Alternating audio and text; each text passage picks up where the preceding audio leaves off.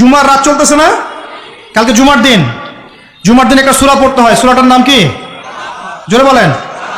সূরা কাহাফ জুমার দিনে তেলাওয়াত করলে এক জুমা থেকে আরেক জুমা পর্যন্ত আপনার এই যে হায়াত, এটা ইমানে নূর দিয়ে আল্লাহ ভরে দিবেন ইনশাআল্লাহ। আর এই সূরা কাহাফ আপনাকে দাজ্জাল থেকে বাঁচাবে। কার থেকে বাঁচাবে? সূরা কাহাফের সাথে আল্লাহ রাসূল দাজ্জালকে সম্পৃক্ত করেছেন।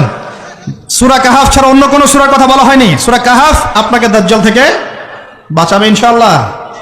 এই সূরার মধ্যেই আছে হকের সংজ্ঞা। কিসের সংজ্ঞা?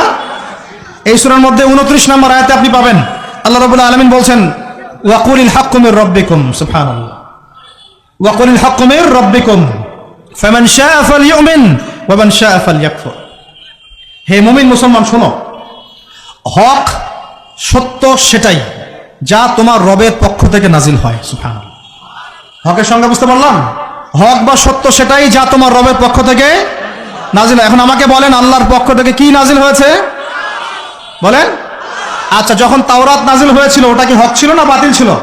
হক ছিল। জাবুর হক ছিল। তারপর ইনজিল, সর্বশেষ যে কোরআন নাজিল হলো এটা কি হলো তাহলে? এখন কোরআনের ব্যাখ্যায় হাদিস আছে না নাই? হাদিস আছে না নাই? নাকি শুধু কোরআন মানলেই হবে, হাদিস মানার দরকার নাই? এরকমও তো দল আছে আমাদের দেশে।